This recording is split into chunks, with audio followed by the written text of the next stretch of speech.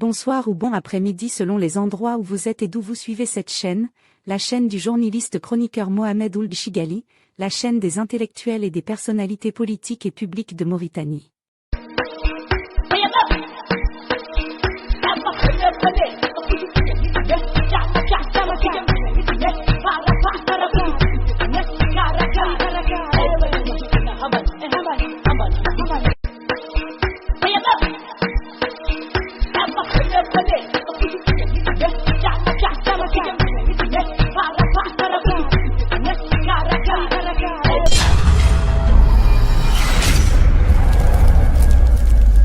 L'incendie survenu le samedi 22 août 2026 est certes très grave et de conséquences incalculables tant sur le plan économique que sur le plan financier.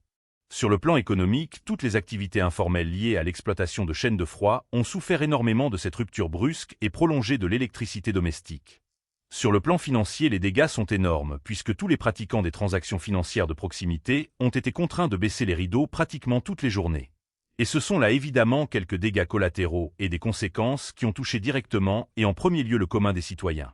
C'est ce qui a le plus frappé le président de la République qui n'a pas fermé l'œil dans la nuit du 22 au 23 août et qui s'était rendu sur le lieu de sinistre pour constater lui-même les dégâts techniques occasionnés par cet incendie, pour féliciter et encourager les techniciens, les ingénieurs qui travaillent sur cette ligne de front et pour insister que le problème des infrastructures sanitaires et ceux des citoyens habitant dans les zones périphériques soient réglés en priorité. Écoutons le président. نحن هنا هذا المساء في زيارة لهذا المقر، هذا المركز، للاطلاع على مجريات العمل اللي مقام به من الساعة اللي تعرض المركز لأعطاب اللي عادت لها نهارين عقب تمولي خلقت في مركز هاني ذاك المركز الشمالي. كان أساسا للاطلاع على بالمنين الحق العمل وياك تعود عندنا فكرة عن شنو هو الوقت اللي لا قد يتم فيه نتائج ذاك العمل وترجع الحالة لوضعيتها العادية. ذا اللي شفنا هون من نتائج ذا الحريقة قطعا على أنها تحتاج تلفت الانتباه به اللي هذا كامل من المعدات اللي طلعوا فيه اللي نحرق، ولكن الفريق اللي اشتغل على ذا يبدو بأنه اشتغل عمل جبار في الليل والنهار في هذا الساعة اللي خليت هاي الأعطاب اللي احنا أعطينا توجيهات للحكومة بالشأن. عموما ظهر لنا عندنا يلا نعودوا نحدوا الأهداف اللي ندوروا في ذا. الأول منهم على أن الكهرباء ترجع وترجع أساسا في المساكن وفي المواطنين للمواطنين بصفة عامة. والثاني منهم على أن نعرفوا ذا اللي خلق شنو هو أسبابه وش تم لين خلق ومنين والاختلالات جاية من منين. ضرك من خلال الزيارة تأكدنا من خلال الشروح اللي كنا نصنتوا لها على أن فم تفاؤل كبير في أن ضرك مباشرة فقل من السوايع ما هم ياسرات إن شاء الله. بالنسبة للمركز يدور يرجع عمله ذاك الجانب منه اللي يعني إمداد المواطنين والمنازل بالكهرباء على أنه يدور يرجع عادي. والمركز الآخر إن شاء الله مبارك مع نفس العمل قائم المقام به فيه ويدور إن شاء الله وزاد هو ندور ولا إحنا قاعد من أنفسنا نزوره الليل. إذن هذا كانت كيف قلت الأولوية الأولى هو على أن ترجع الكهرباء.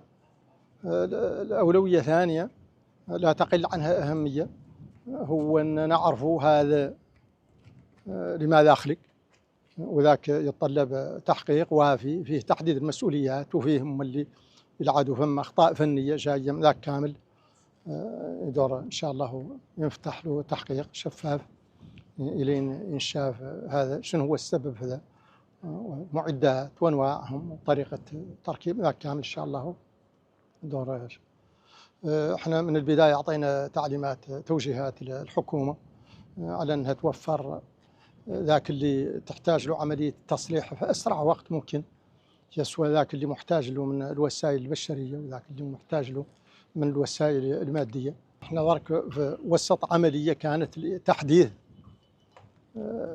خدمة الكهرباء في العاصمة في مدينة نواكشوط، والعمل كان جاري عليها ويدور يتم مستمر مع الله قاعد مطلوب من القطاع على أنه يسرع الوتيرة بقدر اللي تحدث الشبكة، لأن الفترة ندور نعودوا من حيث الإنتاج ما تلا فم قبال مشكلة، يبقى مشكلة فيما يخص التوزيع غير بطريقة يعدل بها بطريقة محدثة وطريقة آمنة، وذاك هو اللي العمل اللي مقام به من الليل وفترة غير إن شاء الله يدور يسرع ويعود لنا هذا إن شاء الله هو درس في أهمية طروح البال وقبيض الإجراءات مسبقا لياك خدمة الكهرباء تعود ما يخلق فيها انقطاعات، وذاك اللي ذاك درس قلته هنا ما فهم الشيفات عادي واستخلص، يكون الحدث من نفسه اللي وقع واللي مؤسف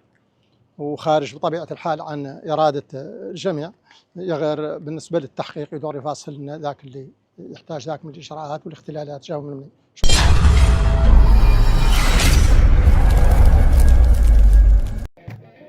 Cette série est dédiée au colonel Ayenina Ouldeyi, ancien directeur général de la Somlek qui avait piloté avec succès, responsabilité et savoir-faire la mise en place du projet électrification des 13 villes, la plus grande initiative d'interconnexion du réseau au niveau des chefs-lieux et des villes clés de la Mauritanie.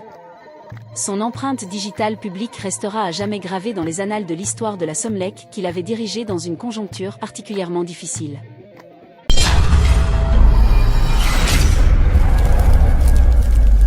وذاك اللي ذاك درس قلته هنا ما فهم الشيفات عادي واستخلص، يكون الحدث من نفسه اللي وقع واللي مؤسف وخارج بطبيعة الحال عن إرادة الجميع، غير بالنسبة للتحقيق يدور يفاصل لنا ذاك اللي يحتاج ذاك من الإجراءات والاختلالات جاوا من. Sur le visage du président s'éclaire, il se lit à la fois l'inquiétude et l'énervement. Et c'est peut-être pourquoi, depuis que ce sinistre s'est déclaré, le président Ghazouani est au pupitre des opérations et du suivi sans relâche des avancements des travaux sur le site du drame. Certains sont allés trop vite en besogne et ont spéculé sur les causes de cette catastrophe, et ils ont divagué à travers une presse de sensation des réseaux sociaux pour faire croire que cet accident très grave est à imputer à l'actuel régime et à son gouvernement.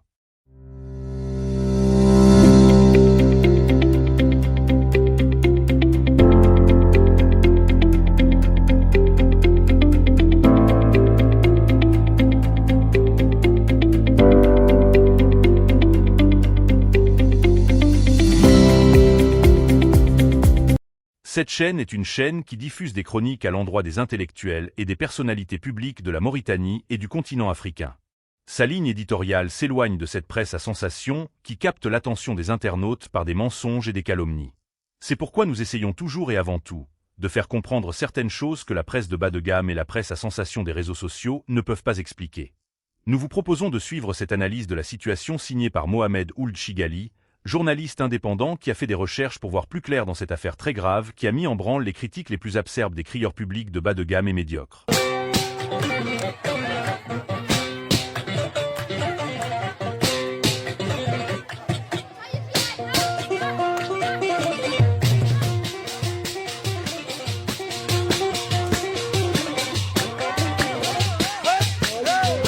En attendant l'enquête et pour lever tout équivoque, il faut rappeler à ceux qui ne le savent pas que la centrale 33 000 volts et 15 000 volts de 180 MW n'a pas été construite sous le régime de Ould Ghazouani.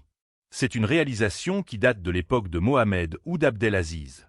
La centrale électrique duale de Nouakchott Nord, dont le transformateur a pris feu, est une centrale de 180 MW, construite par le groupe finlandais Wärtsilä. Elle a été inaugurée en 2015 dans le cadre des festivités marquant le 55e anniversaire de l'indépendance nationale. Le coût du projet avait été élevé à l'époque à environ 125 millions d'euros, soit près de 72 milliards d'anciennes ouguiyas. La capacité initiale du projet était de 120 MW et elle avait été portée à 180 MW par une extension. Le projet a été cofinancé par l'État mauritanien, le Fonds arabe pour le développement économique et social et la Banque islamique de développement. Pour rafraîchir la mémoire à ceux qui croient que ce projet a été réalisé sous le régime de Ould Ghazouani, je vous propose de suivre dans son intégralité cette couverture médiatique tirée des archives de la télévision nationale.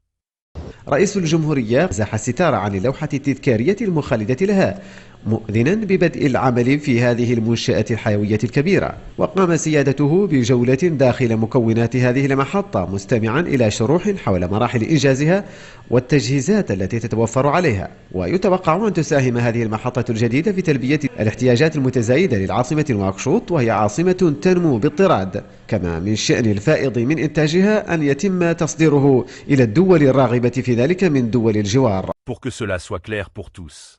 Le transformateur qui est parti en fumée avec tous ses annexes est l'un des équipements du projet conclu à l'époque entre le gouvernement de Ould Abdelaziz et le groupe Wärtsilä. En principe, la durée de vie d'un transformateur de 33 000 volts est de 30 à 45 ans. Ce transformateur de puissance a pris feu, on ne sait encore pour quelle raison, l'enquête le dira. Le transformateur parti en fumée coûte sur le marché un prix qui se situe dans la fourchette de 30 000 à 300 000 $ selon ses caractéristiques. La variante de son coût dépend principalement de sa qualité, de sa capacité de puissance et de la qualité des équipements qui lui sont intégrés. La durée de vie normale d'un transformateur de 33 000 volts peut atteindre même 50 ans avec une maintenance rigoureuse et un suivi strict de maintenance. La mort d'un transformateur n'est généralement pas son usure mécanique, mais parfois la dégradation de son isolation, c'est-à-dire le papier isolant entourant les enroulements. En principe, s'il est de bonne qualité et s'il respecte les normes techniques, un transformateur peut résister à des pressions énormes et même à des surcharges et à des surexploitations.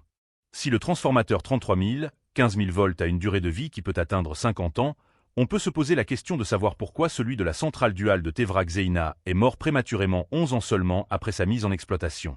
L'ancien président Ould Abdelaziz peut répondre à cette question. Ou peut-être aussi Wärtsilä qui a empoché le coût du transformateur.